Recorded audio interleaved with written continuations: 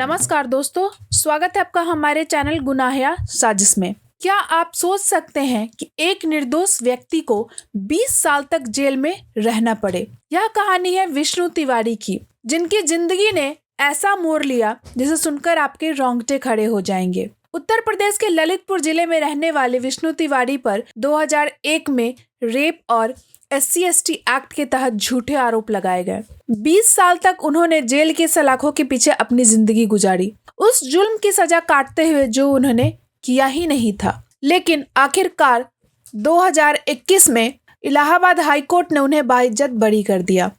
क्या आप जानना चाहेंगे कि कैसे एक निर्दोष व्यक्ति ने न्याय के लिए संघर्ष किया और आखिरकार जीत हासिल की? सब कुछ सिलसिलेवार तरीके से समझने के लिए वीडियो को बड़े ध्यान से और आखिरकार देखिए। वीडियो में आगे बढ़े इससे पहले अगर अब तक आपने गुनाहिया साजिश को सब्सक्राइब नहीं किया है, सब्सक्राइब कर ले और बेल आइकन भी दबा ले, ताकि जब भी मैं कोई नई वीडियो डालूं उसका अपडेट सबसे पहले आपको मिल जाए।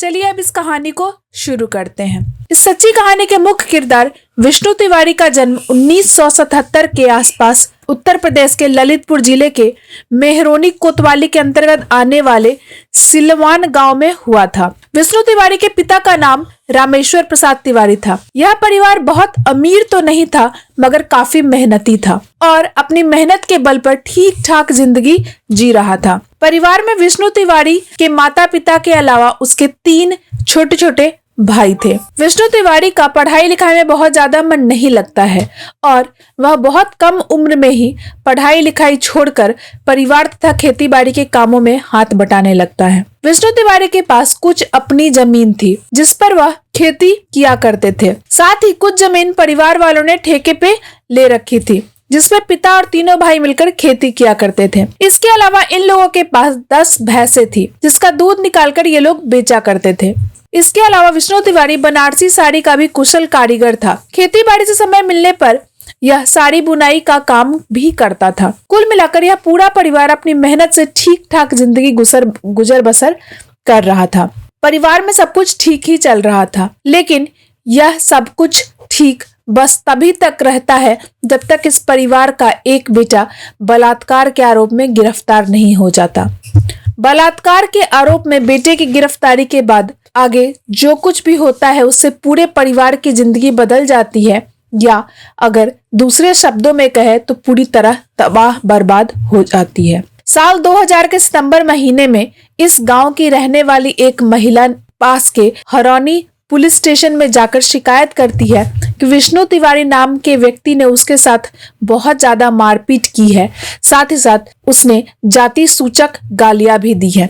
इसके अलावा वह महिला कहती है कि विष्णु तिवारी ने मेरा बलात्कार किया है और धमकी दी है कि अगर किसी से इस घटना के बारे में बताया तो मैं तुम्हारा जान ले लूंगा। आरोप काफी गंभीर थे, इसलिए पुलिस तुरंत मामला दर्ज कर लेती है। विष्णु तिवारी पर बलात्कार, धमकी देने, जाति सूचक गालियां देने जैसे गंभीर धाराएं के अंतर्गत SC/ST एक्ट के तहत मामला दर्ज कर लिया जाता है और तुरंत मुख्य आरोपी विष्णु तिवारी को गिरफ्तार भी कर लिया जाता है। गिरफ्तारी के समय विष्णु तिवारी की उम्र लगभग 23 साल थी। हर आरोपी की तरह विष्णु तिवारी भी सभी आरोपों से इनकार करता है, मगर पुलिस विष्णु तिवारी की एक बात नहीं सुनती और उसे गिरफ्तार करके स्थानीय अदालत में पेश किया जाता है। जज साहब पूरे मामले को सुनते हैं और मामले की गंभीरता को देखते हुए बलात्कार के आरोपी विष्णु तिवारी को ललितपुर डिस्ट्रिक्ट जेल भेज दिया जाता है। इधर पुलिस और जांच में लग जाती है। कुछ महीनों तक अपनी जांच पूरी करने के बाद पुलिस फाइनल चार्जशीट कोर्ट में फाइल करती है, जिसमें विष्णु तिवारी को मुख्य आरोपी बनाया जाता है। इधर मामले की सुनवाई चलती रहती है और फाइनली 2003 के फरवरी महीने में ट्रायल कोर्ट विष्णु तिवारी के खिलाफ बलात्कार के आरोप को सही पाते हुए उसे दोषी करार देते हुए सजा सुनाती है। दोषी करार होने के बाद 24 फरवरी 2003 को विष्णु तिवारी को बलात्कार का दोषी पाते हुए 10 साल की सजा दे दी जाती है। इसके अलावा विष्णु तिवारी को SC एक्ट के तहत दर्ज मामले में उम्र कैद की सजा सुनाई जाती है। सजा मिलते ही विष्णु तिवारी को ललितपुर डिस्ट्रिक्ट जेल से निकालकर आगरा सेंट्रल जेल भेज दिया जाता है। इस जेल में विष्णु तिवारी बतौर रसोइया काम करने लगता है। इधर विष्णु तिवारी को जैसे ये बलात्कार का दोषी पाया जाता है, विष्णु तिवारी के परिवार को समाज से लगभग अलग कर दिया जाता है। विष्णु के पिता को समाज में एक बलात्कारी का पिता कहकर बुलाया जाने लगता है। पूरा परिवार पे बलात्कारी का कलंक लग जाता है। लोअर कोर्ट से सजा मिलने के बाद इनके पास हाई कोर्ट में फैसले के खिलाफ अपील करने का विकल्प बचा हुआ था, मगर विष्णु तिवारी के परिवार वाले चाह कर भी बहुत कुछ नहीं कर पाते, क्योंकि विष्णु तिवारी के बलात्कार के आरोप में जेल जाने के बाद उन लोगों का काम धंधा भी लगभग चौपट हो गया था। इस कारण उन लोगों की आर्थिक स्थिति बहुत अच्छी नहीं रह गई थी। उनके पास इतना पैसा नहीं था कि वो बड़े वकील को हायर कर सके और हाई कोर्ट में लोअर कोर्ट के फैसले को चुनौती दे सके। इन लोगों की जो भी सेविंग्स थी वह गिरफ्तारी के बाद पहले 3 साल में ही लगभग खत्म हो गए थे। इसके अलावा लोअर कोर्ट में चली कानूनी लड़ाई के दौरान ही वकीलों की फीस देने के लिए विष्णु तिवारी ने अपनी जमीन भी बेच दी थी। अगले 2 साल तक विष्णु तिवारी जेल में सजा काटता है, लेकिन 2015 में जब परिवार वाले कुछ पैसे का इंतजाम कर लेते हैं तो हिम्मत जुटाकर इस फैसले के खिलाफ विष्णु तिवारी इलाहाबाद हाई कोर्ट में अपील करता है। फैसले के खिलाफ अपील करने के बाद 1 साल, 2 साल, 4 साल होते हुए लगभग 10 साल गुजर जाते हैं, मगर केस की सुनवाई का नंबर नहीं आता। आपको यह जानकर हैरानी होगी कि जहां आम कैदियों को महीने में या फिर तय नियम के अनुसार परिवार वालों से मिलने की अनुमति होती है, मगर विष्णु तिवारी चाह कर भी अपने परिवार वालों से नहीं मिल पाता। विष्णु तिवारी के पिता रमेश्वर प्रसाद तिवारी अक्सर जेल में अपने बेटे से मिलने जाया करते थे, मगर महीनों महीनों गुजर जाते थे, उन्हें मिलने नहीं दिया जाता था। इसके बावजूद विष्णु तिवारी के पिता अक्सर मिलने की कोशिश करते रहते थे और मौका मिलने पर वही मिलने आते थे।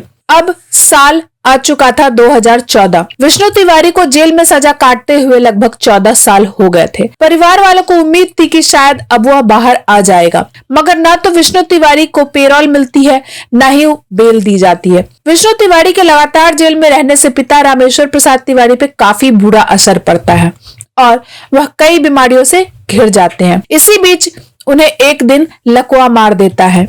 परिवार के पास इलाज कराने तक के पैसे नहीं रह गए थे। कुछ दिनों तक तो रामेश्वर प्रसाद हालत से लड़ते हैं, मगर 2014 में ही उनका देहांत हो जाता है। विष्णु तिवारी अब तक इस बात से अनजान था और अगले कई महीनों तक वह अपने पिता की मृत्यु की खबर से भी अनजान रहता है। अब तक विष्णु तिवारी के पिता जिंदा थे तो महीने में बेटे से मिलने चले आते थे, मगर इस बार कई महीने बीत गए और विष्णु तिवारी से मिलने कोई नहीं आया। जब कई महीनों तक पिता मिलने नहीं आए तो जेल के अंदर विष्णु तिवारी को अनहोनी की आशंकाओं ने घेर लिया।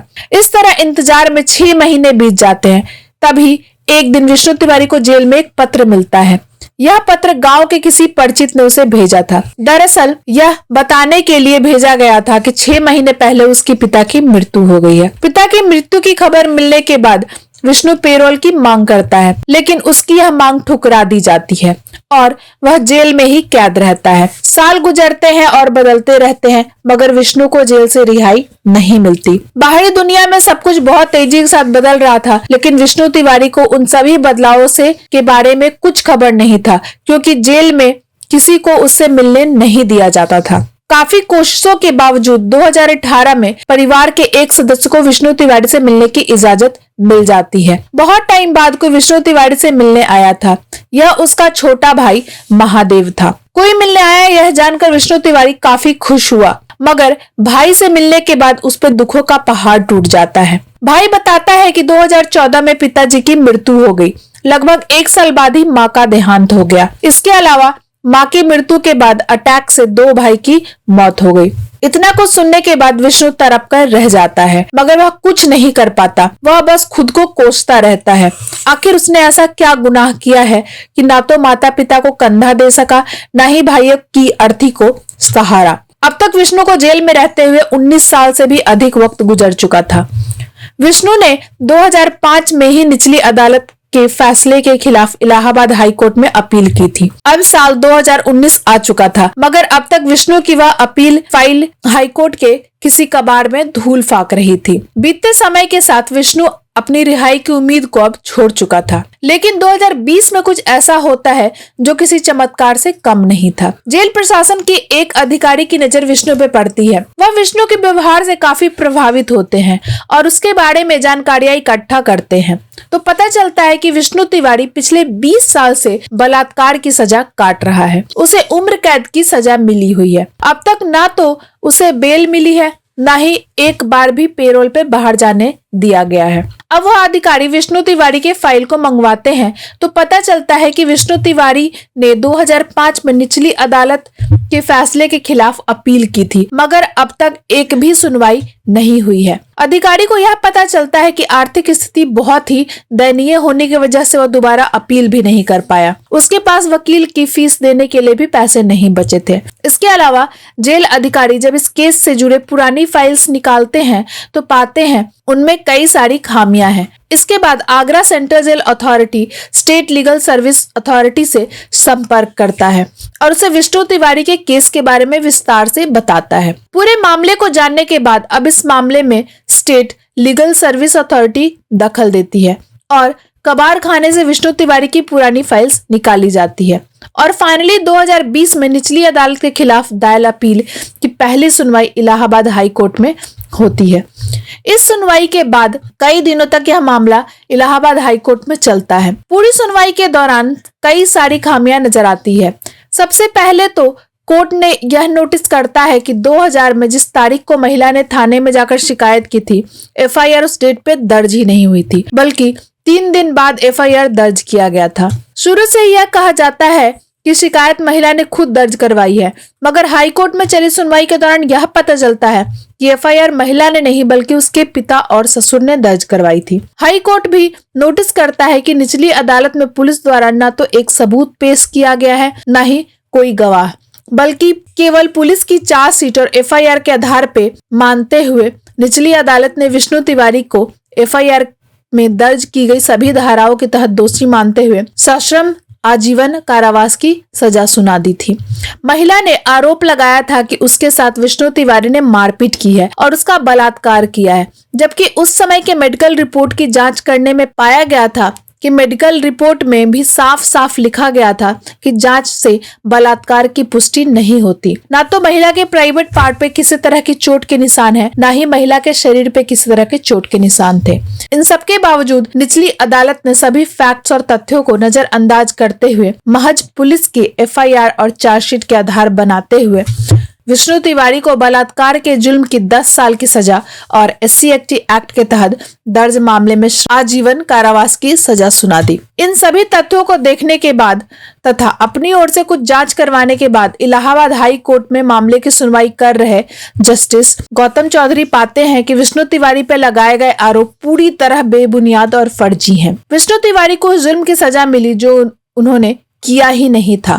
19 साल 3 महीने और 3 दिन तक विष्णु तिवारी उस जुल्म की सजा काटते रहे जो उन्होंने कभी किया ही नहीं। पूरी सुनवाई के बाद तत्काल इलाहाबाद कोर्ट ने विष्णु तिवारी को बाइज्जत बरी करने का हुक्म दिया। कागजी कार्रवाई पूरी करने के बाद फाइनली 2 मार्च 2021 को विष्णु तिवारी को आगरा सेंट्रल जेल से रिहा कर दिया गया। 2 मार्च 2021 की शाम विष्णु तिवारी जेल से जब बाहर आते हैं तो उनके पास एक छोटा सा बैग था। इसके अलावा विष्णु तिवारी के पास वह 600 रुपए थे जो उन्होंने पिछले 20 साल में बतौर रसोइया काम करते हुए कमाए थे। 20 साल में विष्णु तिवारी कुल 600 की जमा पूंजी पाई। अगर बात करें उन्होंने क्या खोया तो इसकी लिस्ट बहुत लंबी है और इसकी कीमत शायद किसी सूरत में भी पूरी नहीं की जा सकती। विष्णु तिवारी ने सबसे बढ़कर अपनी जिंदगी के बेशकीमती 20 साल गंवा दिए, जिसकी भरपाई कभी कुछ नहीं कर सकता। जब विष्णु तिवारी जेल गए थे उस समय उनकी उम्र महज 23 साल थी और जब वो जेल से बाहर आए तो वो 43 साल के हो गए थे। जेल जाने से पहले इनका एक हंसता खेलता परिवार था। जेल जाने के बाद माता पिता और 3 भाई नहीं रहे। एक सवाल शायद आपके मन में अभी भी घूम रहा होगा कि आखिरकार वह क्या वजह थी कि विष्णु तिवारी पे फर्जी एफआईआर करवाए गए थे और उन्हें जबरदस्ती जेल भेजा गया। दरअसल पूरा मामला जमीनी विवाद और जानवरों को बांधने से लेकर शुरू हुआ था। मामूली कहासुनी से जुड़ी थी। विष्णु तिवारी के परिवार वाले से तथा जिस महिला के परिवार वालों ने एफआईआर दर्ज करवाई थी उनके बीच किसी जमीन को लेकर विवाद चल रहा था। इसके अलावा जानवरों को खेत में बांधने को लेकर कई बार विवाद हो चुका था। ऐसे ही झगड़ा साल 2000 के नवंबर महीने में भी होता है। इसी झगड़े के बाद महिला थाना जाकर फर्जी शिकायत दर्ज करवाती है। पहले तो महिला की शिकायत पे एफआईआर दर्ज नहीं होता, लेकिन उस महिला का पति और ससुर कुछ स्थानीय नेता टाइप लोगों को लेकर थाने चला जाता है और फिर राजनीतिक दबाव में एफआईआर दर्ज कर ली जाती है। इलाहाबाद हाई कोर्ट फैसला सुनाने के दौरान इस जमीनी विवाद और जानवरों को बांधने से लेकर होने वाले झगड़ों को फर्जी एफआईआर का मोटिव बनाते हुए विष्णु तिवारी को बाइज्जत बरी कर देता है। हाई कोर्ट की सुनवाई के दौरान जो सबसे इम्पोर्टेंट बात निकलकर सामने आई वह यह थी कि पूरे मामले में SC एक्ट दुरुपयोग हुआ है। दरअसल शिकायत करने वाली महिला का परिवार दलित था, जबकि विष्णु तिवारी का परिवार ब्राह्मण था। इसीलिए दर्ज एफआईआर में जानबूझकर SC ST की धाराएं लगाते हुए आपसी जमीनी विवाद को दूसरा रंग दे दिया गया था। इस फैसले के बाद यह कहा गया कि सच्चाई की जीत हुई। 20 साल बाद ही सही विष्णु को जेल से आजादी मिल गई। क्या सच में ये सच्चाई की जीत कही जाएगी? आपको क्या लगता है? कमेंट करके हमें बताएं। और अगर आपको हमारी मेहनत पसंद आ रही है तो वीडियो को लाइक करते हुए शेयर करें और चैनल को सब्सक्राइब भी करें। बेल आइकन दबाना ना भूलें ताकि जब भी मैं कोई नई वीडियो डालूं उसका अपडेट आपको मिल जाए।